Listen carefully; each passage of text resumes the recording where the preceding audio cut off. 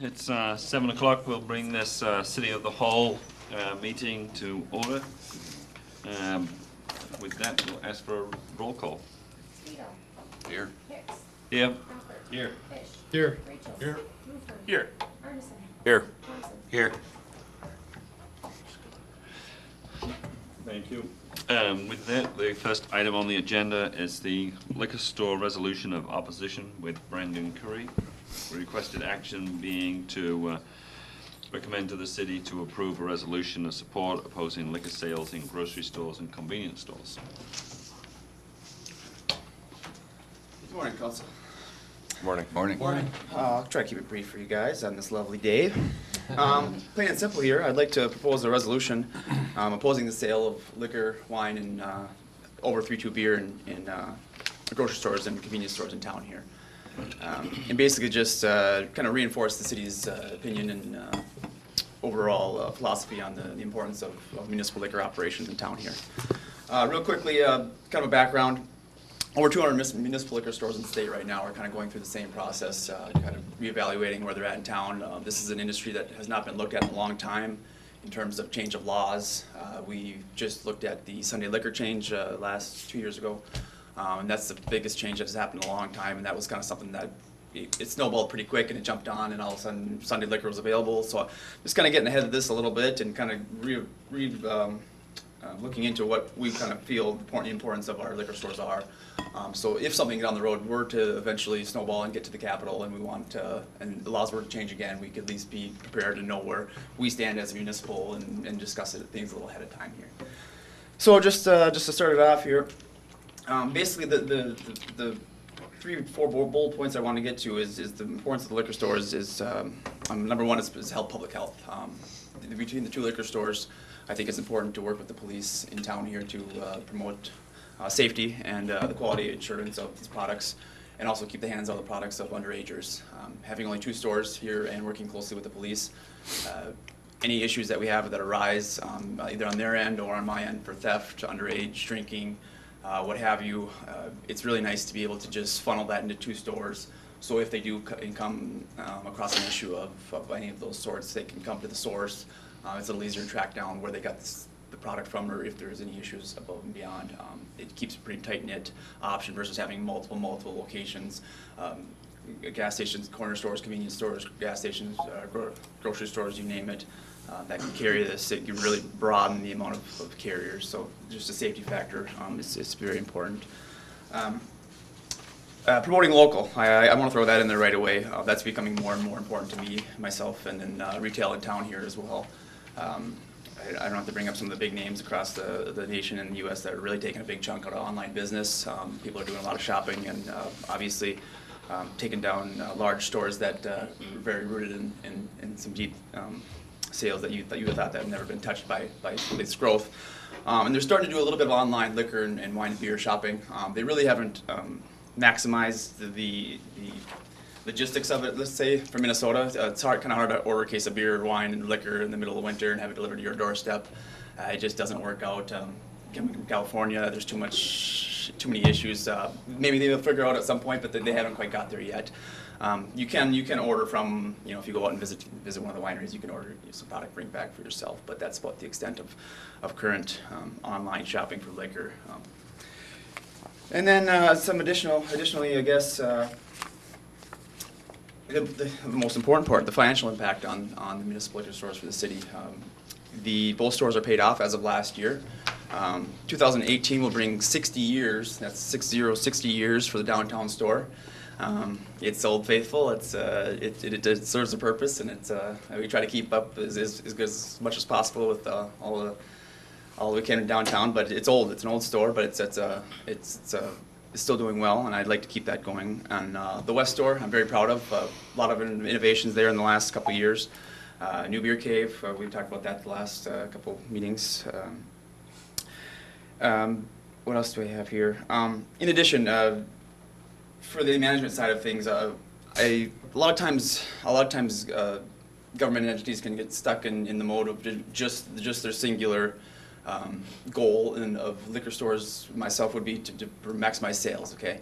I think it's important to go above and beyond as a liquor manager to promote additional options for the city of Fergus Falls. One instance would be the wine club. I do the wine club above and beyond my scheduled hours just on my own. Some people call it the Lakes Area Wine Club. We do it once a month. They get about 50 people. It's pretty popular. I just think it's an important event. It's a nice date night. We use caterers in town. We use venues in town. It's just one more tool to kind of get people out and about and people interested in my field. Going along with promoting local, so I'm getting a little lengthy here on some of these, but it's important to me. Panther Distillery, I usually buy a lot of Crown Royal. I don't know if anybody's familiar with Crown Royal whiskey. It's a very, very popular national whiskey. I do a lot of Crown Royal, but this year I decided to team up with Panther Distillery out of Osakis. And I purchased about the same amount of Crown Royal as I usually would in the fall, and I really found a nice batch. They made a specific batch just for Fergus Liquors. And they gave us the barrel and a big sign saying promote local, promote Minnesota spirits. And we have an actual whiskey distilled just for Fergus Falls, and we carry it right now at the West Store. So it's pretty cool that we have the power and the availability to do those kind of things and promote local.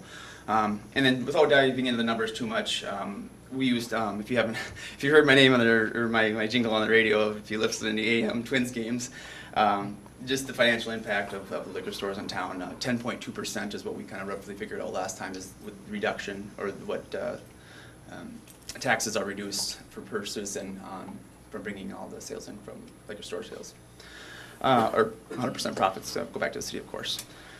I'm kind of bouncing around a little bit.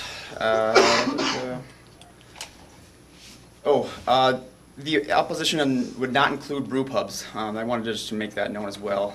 We still go through the same process. If a brew pub wanted to come in, you still have to successfully obtain any kind of license needed. You still have to go through quality checks. You still have to go through the state of Minnesota. They'd have to come and check your place. So that would still be its own sort of entity, and you'd have to address each one of those as coming in as a sort of new business. But this is just retail liquor and just hard spirits in that sense. So if that's a difference in Anybody got any questions? I can clarify it all. Brian? Sorry, I'm bouncing around here. I'm trying to keep it simple, but I would offer the resolution that we Thank you, Jim. go ahead with this. I'll sec. Scott? Me too. Darren? Have you identified the other establishments, retail establishments in town that are selling liquor? there are zero. Either beer or wine? There are zero that are selling hard liquor or beer or wine. It's 3.2. And then anybody in It's under, it's 3.2. 3.2, yep, anybody that can carry a wine, they still need to get the license, but it's 3.2 or under. And there are only 3 states left in the U.S. that are doing 3.2 beer, so it's a thing that's going to be a thing of the past very quickly. Anheuser-Busch just announced that they might just discontinue all 3.2 beer and just get rid of it completely. So if that's the case, it might be a issue of not even be able to get anything under 3.2 anymore. So that's the future of the 3.2 business. But basically anybody that wants to carry 3.2, they can. The grocery stores, Walmart, you name it. It includes Bartles and James, some of those mixers or lightning mixers as well. So they still have to go through a Yes, they still would have to get the- tier in order to sell. Correct. Yeah, that's alcohol, tobacco, and firearms. Yep. That's And it's fine. thorough. It's just very thorough. It's not just the city allowing it. They come in from the state and they check your facility, and you can't just throw up a coat of paint and start selling alcohol in town. Scott, you had a question? I just got a question. You brought this up. There's something coming up in the No, legislative- not at all, is not at all. something- I just wanted to get ahead of the pack a little bit. The other one, like I said, nothing happened for so many years in this industry. And in the last few, with the change of Sunday sales, it wasn't huge, but it was on the border states. I've seen Sunday sales come up many times over the last 10 years. Nothing's came further than just a little bit of a leap, but you never know. Any year it could happen. So I just want to get ahead of the ball here and just kind of discuss the importance of the municipal liquor in our town and then in Minnesota. And so if something does come down the road, we at least know what's going on and are ready for. Thank you. I would agree. I think it's important. I think people don't necessarily realize how much the liquor store contributes to the financial balance sheet of the city. Correct. So, I think with that, we'll call for the vote. Can I just make a Oh, comment? sorry. I wasn't looking to the left because I'm not on the left anymore. I'm dead center. Thanks. Yeah. Well, my first concern was what Mr. Rachel's brought up. I wanted to ask if this was pending, and I think that's a good point. Secondly, as a state issue, I guess I would like to know more what the constituents in my ward think about this. You know, I mean, I know it's ahead of the game, and that's why I don't think it's been discussed much. So personally, not because I don't think you have good reasons, but I would, you know, I'm not in favor at this point of making that determination. There's also a market issue with, you know. Can I answer any questions you're thinking about? I have all. Yeah, I want to talk to you some more. I'm just saying I'm not opposing your ideas to discuss. I just need more time, and I'm afraid I don't think we should rush this into the, you know, consent agenda, because I think then we won't have enough time to know what our constituents think, and I believe it's a really much larger issue than just what we gain from the liquor store. There's market issues and other things we should think about, free market and how we're controlling that or not. And Absolutely.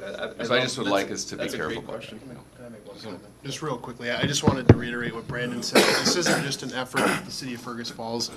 The Minnesota Municipal Beverage Association, which is the state agency that all the municipal cities are involved in, they're the ones who are driving this initiative, and they indicated in a letter to us that the last time they asked for this effort, over 120 cities passed resolutions to this effect, and they expect even more this time around. So it's not like Brandon and the staff are trying to tackle this issue in our city alone. It is truly a statewide effort, and they do expect this bill to be introduced this year in the legislature. Again, it was defeated last year, like Brandon mentioned.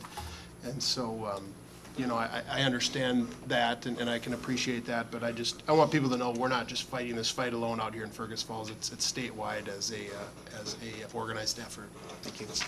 Lynn, you. Yes, this is the time of the year that we're also doing licensing for all liquor licensed, and the state law only allows 3-2 beer at groceries, or at gas stations, convenience stores, like a Shopko or a Walmart, that is 3-2.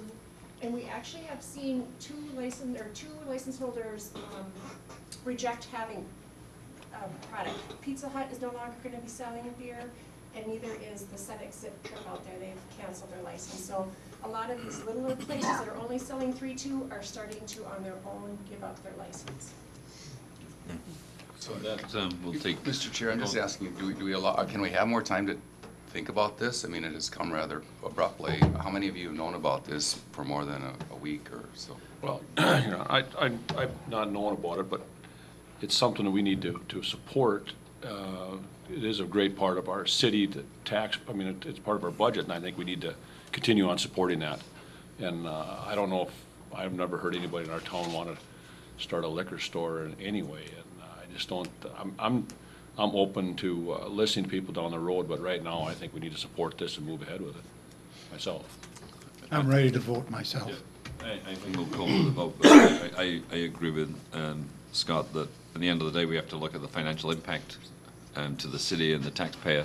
The taxes would, just maybe a quick question to Bill, how much does the liquor store contribute? You know, it's 500,000 to 600,000, I would say, in that, to the general fund. And what would that relate to in terms of property tax increase? 10.2%. Yep. Sorry? 10%. 10%, so. And if I may just play a little bit of an answer game or devil advocate to your answer, for the competition or the corporate competition or any kind of competition in town to I guess go against the monopoly of the idea of a municipal. I had a bunch of slides I was going to have show, but apparently the liquor slides aren't as exciting as I thought.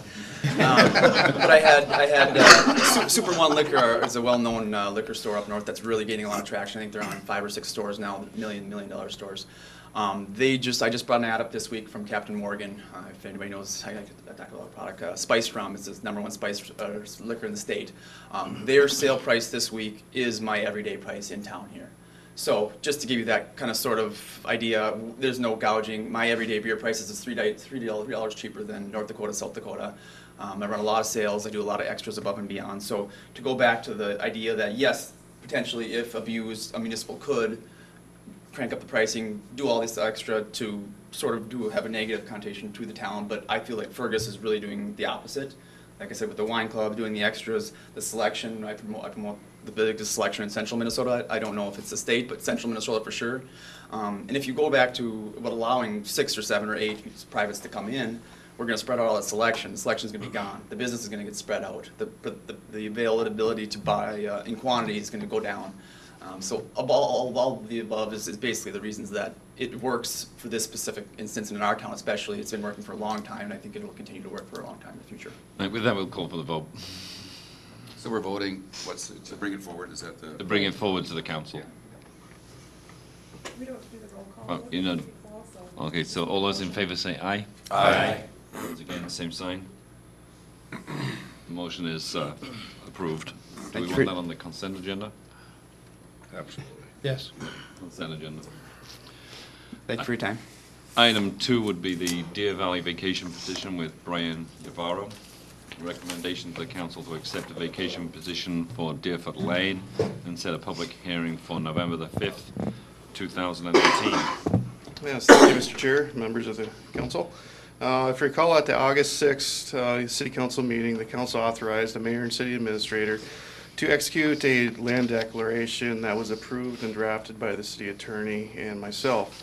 To date, this declaration has been completed and recorded. Parcels Outlot A and Parcel D are held by the city at this present time. If you refer to the map up there, this is the old Beltran property. County 111 is to the west, and Buck Ridge Drive is the adjacent street. So Outlot A is the blue in color, and Parcel D, which also corresponds to the red color. So that has been done. So the next step with this entire process is to vacate Deerfoot Lane. That's also shown on the same exhibit. That is platted right away, indicated in the green. So to do this is done by a vacation ordinance. A vacation has been received, and it's included in your packet. We've reviewed this vacation and the corresponding fee, and we're recommending that this petition be accepted, and we proceed to the next steps. The next steps would be to hold a public hearing at the November 5th council meeting. We'll be issuing notices of the public hearing to the abutting residents in that area and also the public utility companies. So at this time, I'm requesting to accept the Deerfoot vacation petition. This is for the platted right-of-way of Deerfoot Lane, blocks 1 and 2, Moon Valley addition to City of Fergus Falls. This is from local Buck Ridge Lane to East Terminus, and also to set a public hearing date for the November 5th, 2018 City Council meeting. Yeah, I'll move, put that on. Thank you, Rod. I'll second that. Thank you, Brent. Any discussion? Any questions for Brian? With that, all those in favor say aye. Aye. All those against, same sign. Consent agenda will be fine for it. Can it go on the consent agenda? Thank you. Thank you. Item number 3 is the Housing Task Force update by Amy Baldwin. Good morning, Chair, council members. I just wanted to provide a brief update on the work that the Housing Task Force has continued since I last provided an update in late August. The task force has met 2 additional times since that date. In September, they reviewed various programs that other counties and areas are using. One in particular was partnerships with the county level for tax forfeit properties and what relationships could be made with those opportunities. Specifically, Crow Wing County was looked at, and we've had a couple of meetings via conference call and one in person with their organization that administers that, which is their Housing and Redevelopment Authority. That includes the Brainerd area. They have had a lot of tax forfeit properties, which we can say we don't have in Otter Tail County, which is good. So they have a bigger opportunity to take advantage of putting those properties back into productive use. But we do have some of that opportunity, and we've worked with Otter Tail County, has been part of the task force and been in these discussions and is willing to think about that. So there was a lot of time spent on how we could leverage that particular piece. And that is just one component, and that's one thing the task force has continued to emphasize in their discussions, is that this is going to be a multi-layered approach to address the housing needs both from a quality and a supply standpoint for the community and surrounding area. So again, it's not going to be the solution to some of our housing challenges, but it is one of those pieces where we can look at how other areas have had success and learn from what they have already done. So they did spend quite a bit of time talking about that, and then also financing tools to support housing development and how those have been used in our community and have been used in other communities. Most recently, we've spoken on tax increment financing for multifamily, but we have had an example of using tax increment financing to support single-family development here in Fergus Falls, and other communities are using that. Detroit Lakes, for example, has used tax increment financing to offset the infrastructure costs to reduce those assessments. The Aspen development behind the mall is the example here back in the 1990s. When that housing came forward, that was supported through tax increment financing. So just to provide that as example. As well, tax abatement is being looked at more. We, as a community, have supported multifamily with River Oaks Landing with tax abatement, and other communities are have looked at models of using tax abatement to support single-family development as well. The key difference with tax abatement, as how the laws are written around using those tools, is that it does not have any income limitations or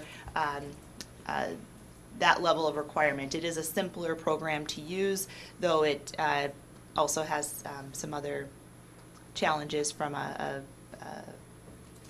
financing perspective. So they talked about that, and then a big piece that has been talked about throughout the task force is how to engage our trades, how to ensure we have the right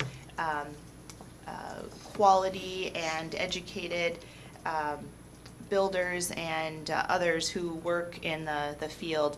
And so we had Lakes Area Builders Association join us and spent quite a bit of time talking about the challenges that they're seeing within the trade, some of the work that they would like to advance potentially in the Fergus Falls area. They're based in Detroit Lakes and serve that general area, but would be open to trying to expand a footprint into Fergus Falls to provide the education, the networks, the connections that they do here. So the task force is looking at what that could look like and how that could be supported. A big piece that the representative from the Builders Association talked about was the increase in construction costs that are projected because of the recent tariffs put on many supplies that go into the building of housing and other development as well, but specific around housing, that there are, he indicated there are people who are, if they're not planning to build until next year, that they are pre-buying some of their lumber, especially to do that. And since that meeting, we've heard that is happening in Fergus Falls as well. There are people who are pre-buying materials, even though they don't plan until a 2019 build. So a lot of impacts coming down the road on cost of construction, which is already a big challenge in housing development, but so we're continuing to keep our eyes on that. And then at the most recent meeting at the beginning of October, they had a guest speaker from Grow Perham, Dave Shornack, who is with RVAG, but has been part of a privately driven group who has looked at what they refer to as community investment. Their return is the growth that they've seen beyond the housing development within Perham specifically. So people have put their own capital in to spur housing development, and they've been working for many years together. So this isn't a new concept specifically for them, but they entered the multifamily realm more recently and have been able to bring forward additional housing units in Perham. So a lot of good information. Dave has spoken at other events as well, and showing how the private sector really can play a productive role in advancing housing development. The other key topic at that meeting was around our existing rental registration program. Really, one, just from an education standpoint, there was a lot of learning that the task force was interested in, just having a deeper understanding of what our program is. We do have representatives who are participants in that program, so management agencies or owners who are in the program, to provide their perspective. And additionally, just looked at general housing maintenance and some of the work that specifically April Zumach does to address some of our problem properties, which we'll be hearing about one of those shortly. And so good information. We'll be following up more at the upcoming meeting on the rental side. Minnesota Multi-Housing Association is going to provide an overview of some additional best practices to help inform the task force. Again, this was a topic that they were interested in digging deeper into.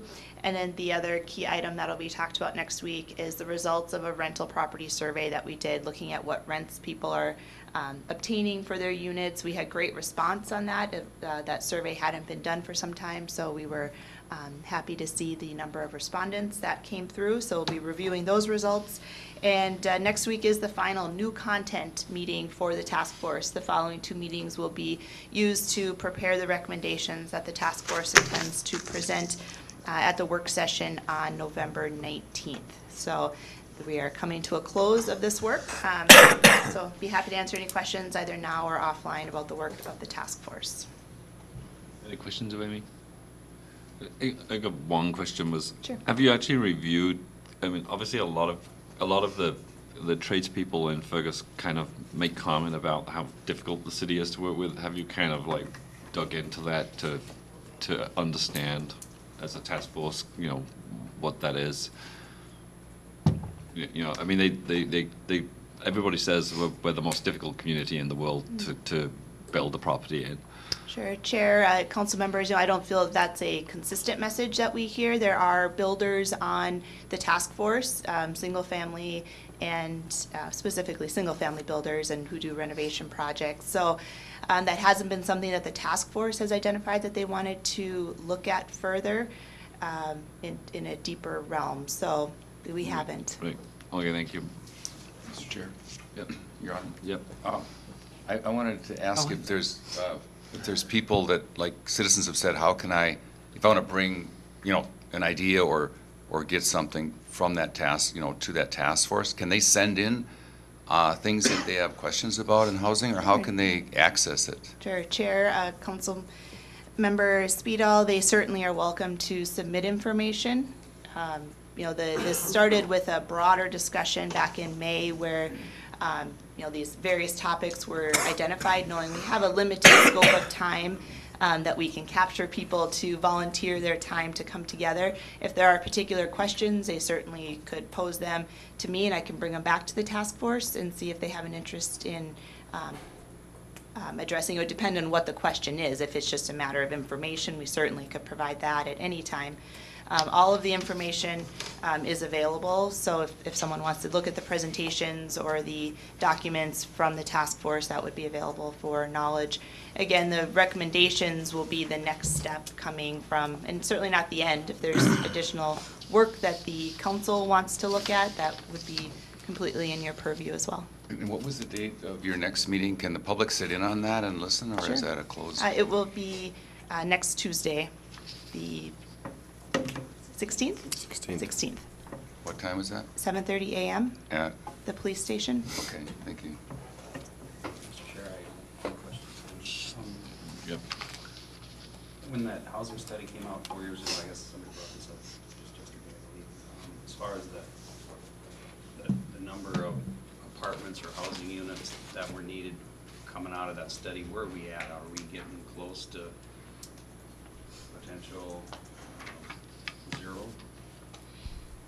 Or where are we at? There was Sure. That, like 100, was it 180 units or something? Yeah, I'm trying to open it I can't here, but remember anymore. yeah, not putting my finger on it right now. Close to that- that number now?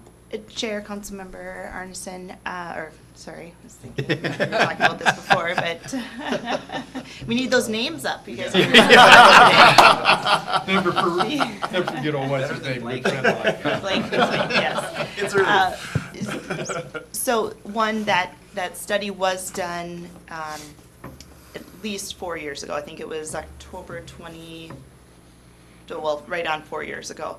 And so that data is older. I mean, the market has changed. It wasn't a market study, so it wasn't a demand. I mean, it's a study, not a market analysis. Yeah, so it was looking at projections. In that, certainly we've seen multifamily where we have lacked is in the single family. That's been the big gap that has also been noted. The volume of multifamily, but are they the right units, the right level of affordability for as a whole within our market?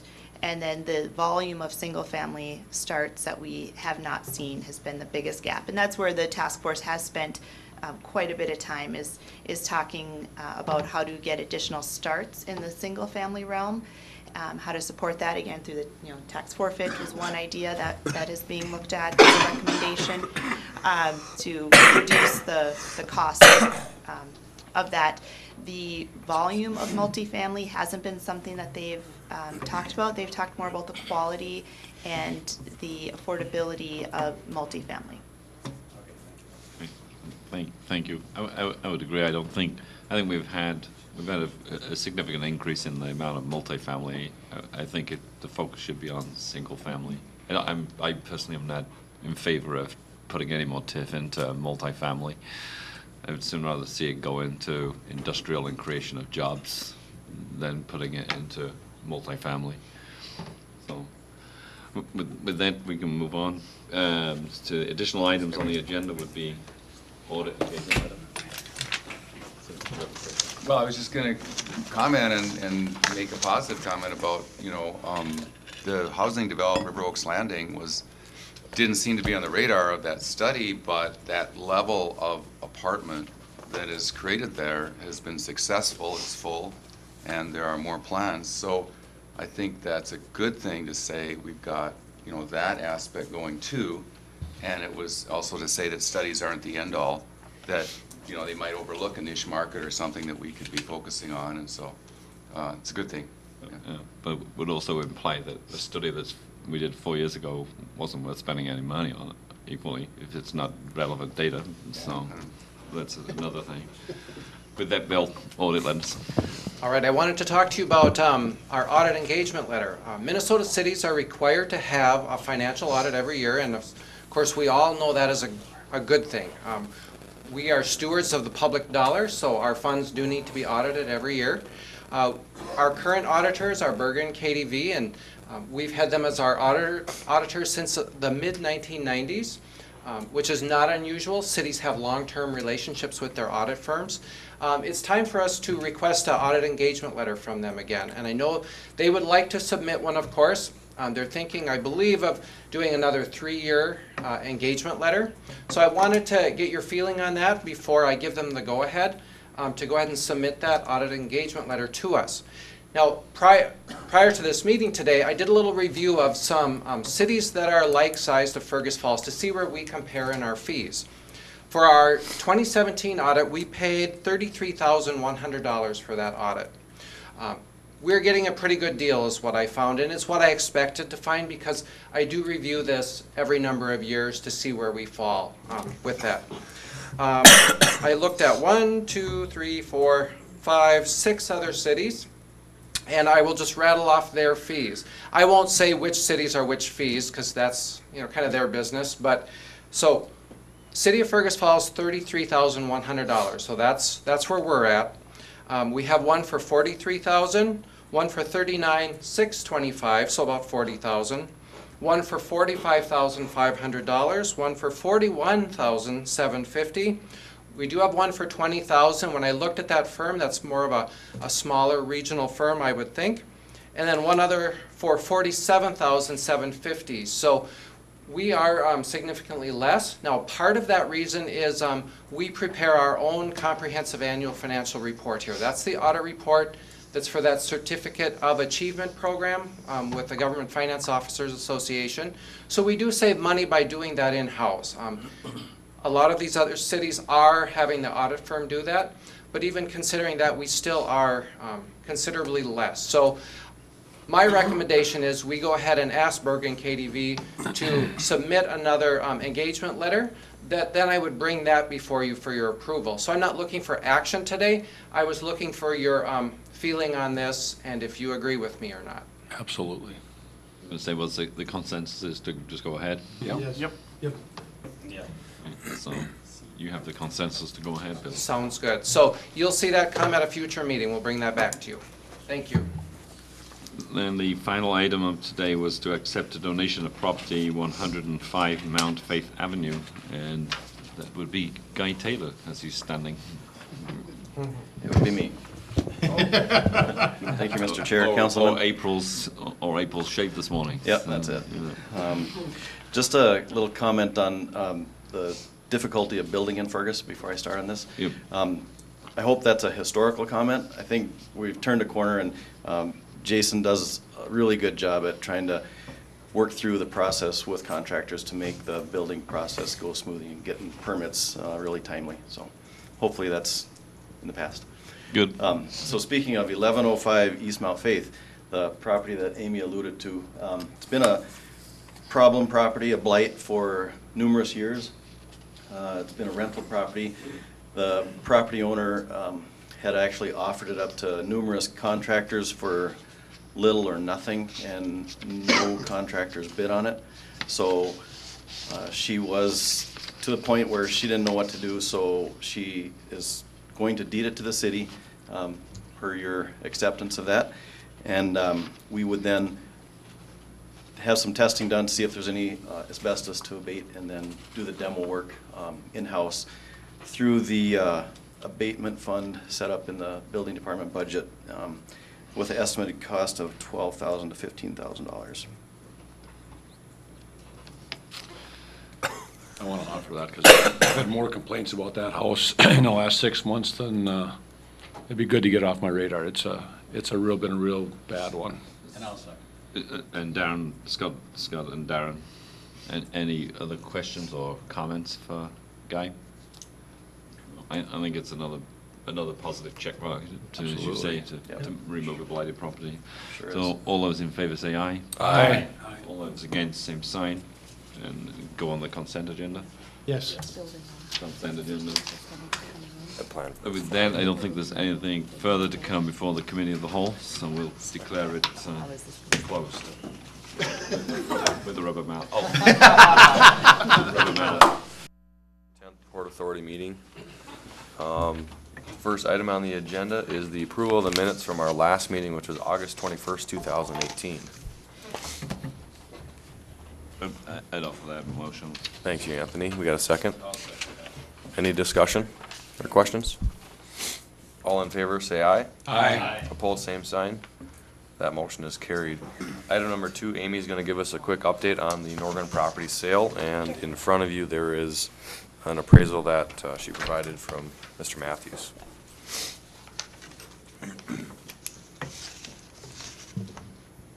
Thank you, President, Commissioners. As indicated, I was distributed and as well a hard copy provided of the valuation estimate that Daryl Matthew has provided in regards to the Norgren property. This was per direction at that August 21st meeting. We did receive seek out quotes from local firms to provide this, and this was the lowest price as well as the timeliness factor that we were looking at from getting this information back. So what was provided is outlined here. So looking at one comment that Mr. Matthew made was he does suggest doing a 2-parcel sale. That was something that was talked about at the August meeting as well, whether that would be prudent and most advantageous to do it as a single sale or split it into the 2 parcels, and he is suggesting that we do the 2 parcels. So I guess that's my first question would be, the direction was to pursue a single property sale, but based on the recommendation of the appraiser to split that into 2, that would be more advantageous because it would open up to potentially additional buyers. So I just to bring up, I've had 2 people call me about that, wondering if we're going to split it or not, and they want the smaller piece, and of course it's the neighbors. Sure. And so I said, well, as right now we were talking about selling as 1, so I'm in favor of going for 2 pieces. I don't think it's going to make any difference. The Otter Power strip in there really kind of settles it out pretty tough. So, and I'm in favor of that. So. There was a motion made to that effect at the prior meeting, so it would be helpful to have that in an official motion if it's the wishes of the commissioners to split the sale into two pieces. I'll make that motion, split it in 2 parcels. I'll second it. Okay, do we have any other discussion on that? Nope, hearing none. We'll take a vote just on that to split that parcel into 2. All in favor, say aye. Aye. Opposed, same sign. Okay, that motion is carried, and you can continue, Great, Amy. thank you. And so before you is the range of value estimates that were provided, split into that Tract A and Tract B.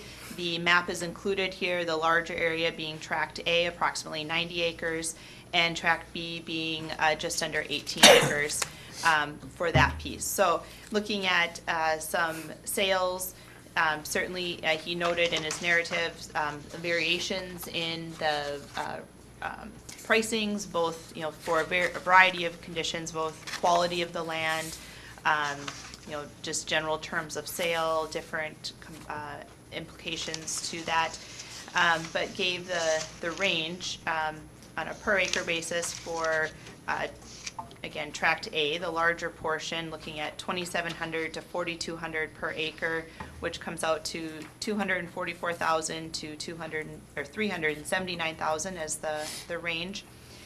Going to Tract B, looking at a low value of 3,500 per acre and a high value of 5,000 per acre, which translates to approximately 62,000 on a total low value estimate and 88,000 on a high value estimate. So what we had contemplated for the auction is to have that minimum price. So what is the minimum price that the Port Authority would be looking to obtain through this process of sale? And I think there's a range that you could look at depending on how aggressive you want to be. But I'd open it up to discussion of the commissioners on this topic. I just have one question before we get into that, if that's okay, on that Tract A in that northwest corner. Mm-hmm. This looks like we are excluding kind of that northwest corner. This map doesn't show it, but that's where that barefoot, or not the barefoot, excuse me, the biking, has that already been excluded from this drawing, or no? The Is that encroachment on around easement? River Park? Or Yeah, up in that northwest corner, don't we have that? Mountain bike trails. Mountain bike right? trails Mountain bike on, trail. Right, that, it's nominal, and immaterial, it but- wasn't that is in the survey, we'll talk about the survey Okay, next. sorry. But yeah, the survey is pulling that piece off for that, but that area was not farmable, so it wouldn't have much of an impact. just that 90.22 will go down a little bit, but pretty immaterial. Okay, Yep. thanks. All right, so the point of the question was, Yeah. go ahead. Could you update me at least on the method of sales? So in certain land sales, you can have a closed bidding and you accept the best bid. You can have an open bidding situation. And my concern about us setting a minimum is that we may not get it sold, and could happen. So based on that, my question would, if you could help us understand what we are able to do to expedite this in the best way?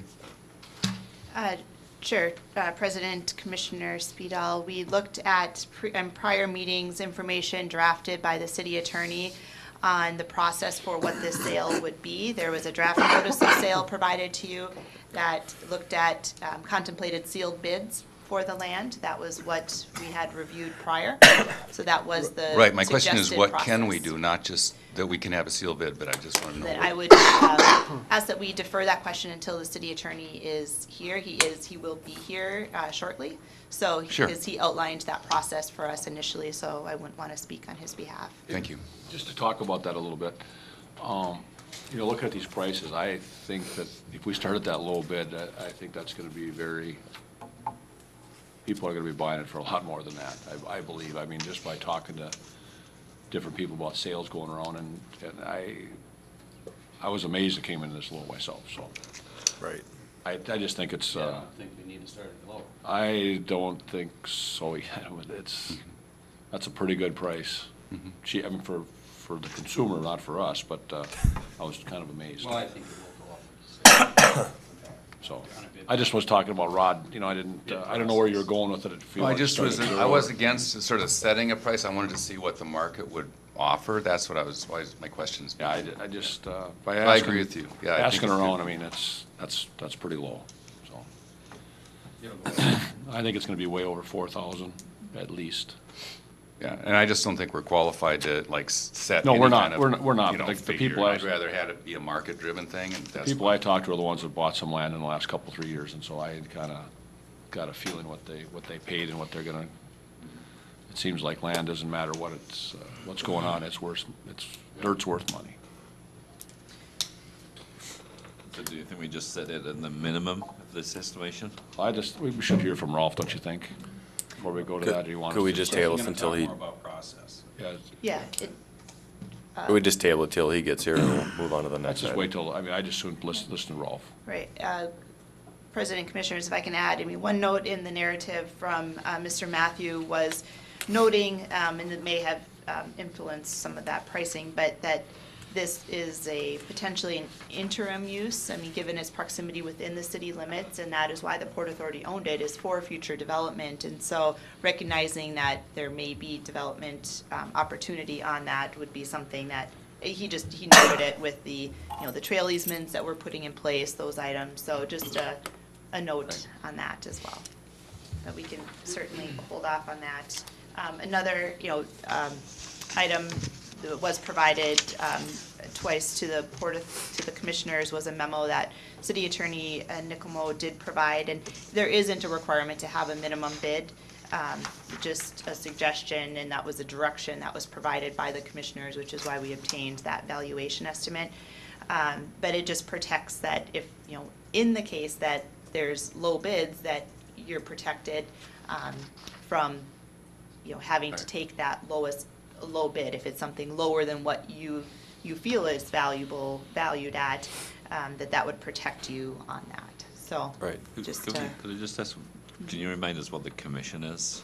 Because obviously it's like, the low bid would be $300,000 if it went for the low bid on both. What's the commission for, Broker. The auctioneer. well, we won't have a broker on our side. So the buyer will pay the commission to the auctioneer? Or will, I mean, Rolf is handling the auction. Rolf will handle it, so there won't be, there'll just be Rolf's fee. So, okay, thanks. And he's coming down the sidewalk, so we've stalled long enough. But it was, well, we can move on to the dairy financing model. If you want, or I'll otherwise make- Rolf is walking through the door. Right here, yeah. We can wait, being that Bring him he's up to here. speed. We'll put him on his toes right away. So, and I can introduce the survey, item. So, following the August Port Authority meeting, You're on. the city attorney did seek quotes for obtaining a survey of the property in question, and based on that, we did go with a low bid quote from Interstate Engineering. That work commenced in September, and as that work went underway, an item was noted of, maybe with that, I'll turn it over. Batter up. Just right at perfect Yeah. timing. Now up at the Thank you. plate. Thank you, good morning. We've had your coffee. Yeah, I did. Well, in conducting the survey, it was noted that there was legal description errors on two of our neighbors. And the legal description error stems from the surveyor that surveyed those two parcels back in the late 80s, early 90s, started off of a wrong pin. And it's 42.2 feet. Oh, 42.2 feet. Their parcel's legal description is 42.2 feet to the west of where they actually are. So, there's gonna be some title correction work that's gonna be required on the property. I envision that we will need to approach those property owners and. Which one is it, Rolf? It's this one to the south, which would be,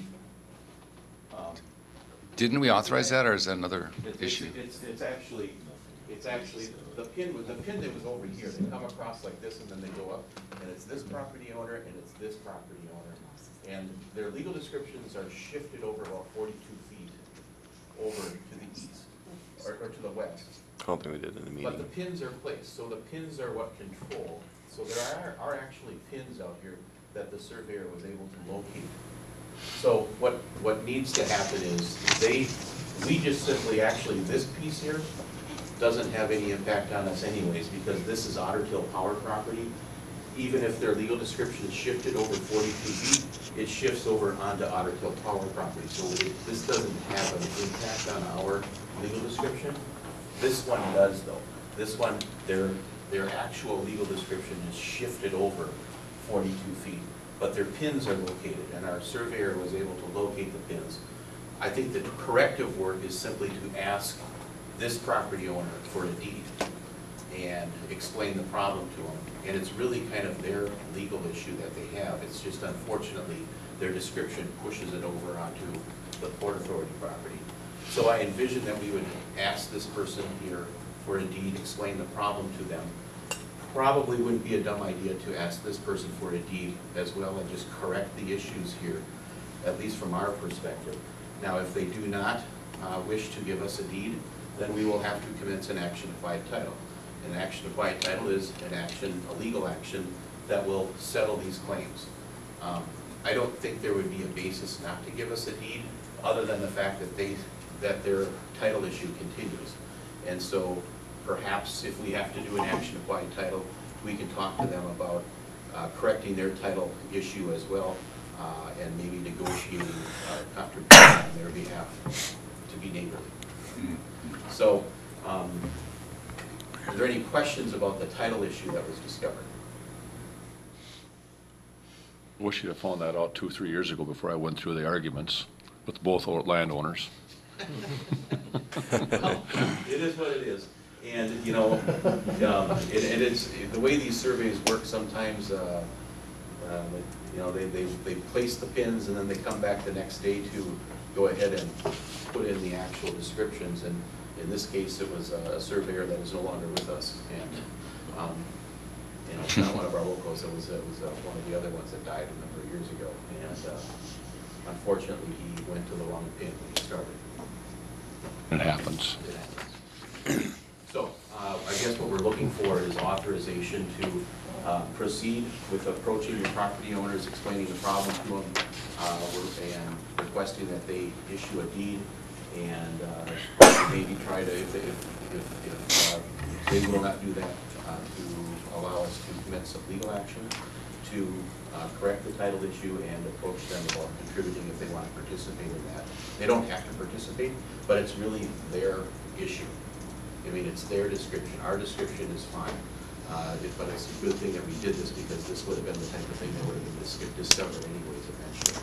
So, moving forward, if we do have to do legal action, that will delay a sale, because that will have to get concluded before we can sell the property. And I would envision a legal action would take a couple months from start to finish. And depending upon whether they participated or not, the cost would be anywhere from $4,000 to probably $8,000. If they participate, it's going to be higher, because there's going to be more things involved, such as reviewing their title. And with a legal action, you're required to provide notice back a ways in the chain of title. So that's where we're at. Start talks. Has there been a discussion with the landowners about the survey and the, should that happen before we That's what they're asking for permission to. Well, that's what we're. make sure that we go through all those steps, so we, Yep. we don't just authorize the survey, we're gonna authorize discussions and. Yep, you're authorizing discussions, but if the discussions don't work, Yeah.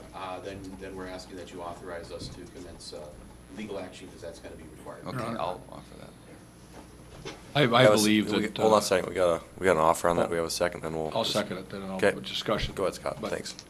I believe both of them are gonna not have a problem with it, especially the one to the east of he's gonna gain his woods back that he's been arguing with me about for 2 years.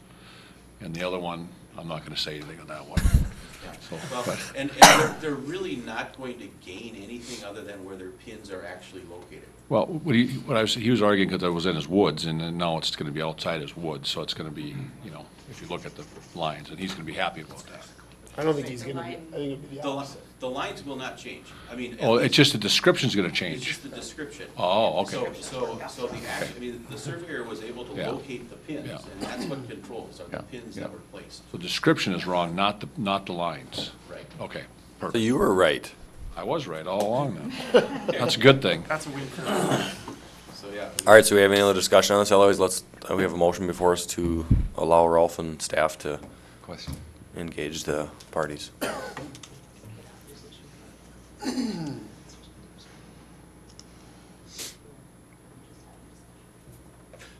One of the things, we're having discussions, the certificate of survey is included, we already did that. Oh, okay. Yeah, so, yeah, Okay. we don't have anything else. All in favor of that motion, say aye. Aye. Opposed, same sign. Motion is carried. Okay, just so you understand that, I mean, I would approach them if they wanted to correct their title, and actually, you know, this may be not a dumb idea for them to consider, is to correct it and to Right. participate. The surveyor has given me a quote as to what he would charge them to give them a good legal description, and so, I mean, of course, all that cost would go over on their side, and then I would even say, you know, this part of the legal cost should as well, so. Yeah, that's what I was gonna, in the discussions, because I had a piece of property that, you know, that had various discrepancies, and we did it through the neighbors, and we reassigned and let that happen without the court part of it, and that's why the full discussion can help us do that. I mean, the issue is their issue. I mean, if we just get a deed from them, we're fine. They still probably have some corrective work to do beyond that, even if we gave them a deed to our property, just because of the fact that they would have to secure the title to the property, especially the person to the east of their easterly line, and however that came down. So, it really isn't our title issue, but it will be if they don't cooperate. And it really would be more on the sale of their property at some point in the future. That's when, True, true. I mean, so, okay. Thank you. Did we have anything on, Did we Also vote yet? vote? That question? yeah, we did vote. Yep, they did. All right. Sorry. Great, Uh, yeah. And then the other question we have for Rolf on. Sure, so we've been discussing the valuation estimate and the question of, Sealed bids. well, Options it's, for the sale, proposal what is that it'd be a options? sealed bid sale is what has been discussed, and there's questions if there could be an alternate method to that. What I would recommend is that it would be, your initial bid would be a sealed bid, and that we would have a minimum requirement, a minimum set for the sealed bid. And then if you met the minimum, you would be allowed to increase your bid at an auction or something along those lines. Excuse me.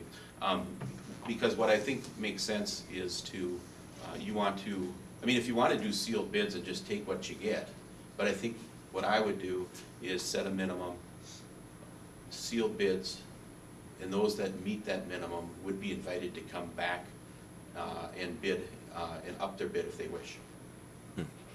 Can you also choose the top three bidders as the final bidders? Sure. I think the easiest way to do that is just to set the minimum bid. Well, And I'll you can just- even, you know, that could be part of the document, is that the minimum bid's gonna be this. I'll just give you my rationale for that. And seeing other land sales, that if you set the top three bidders, you're more likely to get a higher bid than to get someone who just gets under up above the minimum.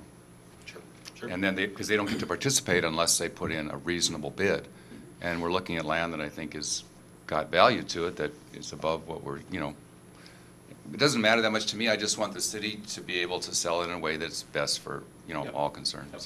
I think the base of what the value is of the property is a good starting point to talk about, you know, so let's just say it's worth $100. And I think it makes some sense to say, I mean, are you wanting to sell it less than that? So maybe that's what you say, set as your reserve, is that your minimum bid is that value, and see what you get. And if you get 6 people that place a bid beyond, above that, the more the merrier, once you get people participating. Yeah. That's better. You just sit around a table after you get done and just start to bid. I mean, it's not an auction, it's just a sit around and, You could do it right in here, right? Mhm. It would just, Yeah. you do it right in here and we'd say, okay, these are the bids and, these are the bidders and, does anyone wish to increase their bid?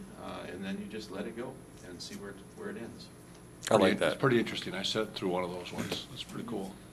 Well, and if you're looking at really understanding what the true value of real estate is, you auction it off. Right? I mean, and it may be that the appraisal is out of whack. It may be too much, it may be too little, we'll find out. This is a good baseline, though. I think that's what we looked for. That's Well, what we asked for. Yeah, I Good think starting that's your minimum, and I think that's where you start. I agree. Well, we're gonna make a motion to, So it sounds like the consensus will do a sealed bid with the minimum, minimum bid and of then the folks that are, 244 and 62,000. and then the folks that come in with the sealed bid higher than that, we'll invite them back in for round Well, two. Yep, and the notice of real estate sale will indicate that. 'Kay. And so, you'll know that. And we'll just do that, we'll open the bids up, and then right after the bids opening, if you're in that, you can sit in the room and we'll get it done. Yeah. Okay. Do we need a motion on that? I'll Or make we- that motion. Yep, just A motion on the, that minimum reserve. I think Scott had it for us there. Do we have a second on that? And- I'll and- second that, Mr. Chair. Okay, to clarify, it is the low value indicated in the valuation is what you wish to use? Or, That's what Scott had intended, right? Yes, 244 okay, and just 62? wanted to clarify. 62 and 244, yep. Thanks, Scott. Thanks, Darren. Any other discussion on that? If not, all in favor, say aye. Aye. Opposed, same sign. That motion's carried. Thank you. We'll move on to item number 3, the dairy financing model update. Bill Sonmar will kick that off. This again is just a little update for you. I am in the process of working with Springstead Incorporated, that's our municipal advisor. We're building a model that shows, sources and uses, so what's it gonna cost on the dairy, how are we gonna pay for that? Looking at the infrastructure we would put in the future, and then the payback on that over time as well. So we're working on that. Also having Amy work with Minnesota Deed to see their different programs and try to narrow those in of which programs work for which buckets of the project, demolition, ash cleanup, these different remediations. We're waiting on numbers from the response action plan, which will help us get better numbers, so then we'll hone those in as well. And then my goal is to bring that information back when we have that council work session in November to talk about projects. That'd be a good time to have that information for you as well. So that's the goal, but wanted to let you know that we are working on it as staff and trying to dial all that in with better numbers as they come in, so. Thanks, Bill, for the update. Commissioners, do we have any questions for Bill? No, I got one for Amy, but I'll wait for, Okay. Okay. That's all I had, just an update. All right, so. thank you, Bill. okay. could you email out, being we added to the budget now, if it passes the 40,000, could you email the budget out to us, the original budget for the Port Authority? The one we approved, the approved budget, we had approved already. Just to allow, because I couldn't find it, yesterday I was trying to find it, I couldn't find it in my email, so. From the September meeting? September meeting, yes. We probably didn't send that out to you after Yeah. that meeting. I'm kind of wondering, that's why I Yeah. couldn't figure out where it was at. Talking about the budget with the 40,000? No, before the 40,000, the one we Oh, you would approved. have that, That- but. Yeah, I couldn't find, send it. yeah, send it again, I just couldn't find it. Commissioners, any other late business to come before us? Your Honor, obviously, you sent this out yesterday on the membership. Would it be possible to get an update as what sort of like tangible results we had out of these kind of memberships? Sure. I mean, what do they actually bring to the table? Yeah. Well, the Greater Minnesota Partnership, I think this would be that answer. This is their successes Yeah, for that it's one. not- I mean, So, I'm but- not on about their successes, I'm on about Fergus Falls' successes. What have we got as a community out of the membership? It was this document that Amy sent out yesterday, was on the memberships, Economic Development Association of Minnesota, the Tri-State Manufacturing, Greater Minnesota Partnership, and the Community Venture Network. It was about because it's about almost $5,000 worth of memberships. And it's like, what do we actually get out of it? Memberships, what we actually we buy as Port Authority is what, Yep. yeah, I remember, okay, yeah. And I just wanted to know what we get out of it. You know, have we had leads or, you know, that have turned into something tangible where we can say this business came to town because we were a member of this item. I can Go ahead, I'll Amy. give just real briefly on a couple of them. President, Commissioners, the Economic Development Association of Minnesota is a professional development, so that isn't a lead generator. That's the professional development organization for training and recertification credits, things like that. So there wouldn't be anything for that. Greater Minnesota Partnership, you know, that is about the statewide policies and advancing that. You know, certainly childcare and broadband. Well, all of those topics are pieces that we engage with, but those are the legislative results from that. So I guess I don't know that I would add anything more in the Greater Minnesota Partnership other than that. Tri-State Manufacturing is the local area manufacturing association, and it's to raise awareness about Fergus Falls. I wouldn't say that there's been any specific leads that have come out of the membership to that, but it does generate connections and relationships with both our local manufacturers and others in the region, as well as service providers within the industry. Community Venture Network, I'd be happy to provide an additional report on that one. That one would have additional material that I can provide. Would that be acceptable? Yep. Okay. Thank you. Thanks, Amy, for the update. Anything else to come for us? If not, meeting adjourned. Thanks. Can we keep these appraisals? It's ours.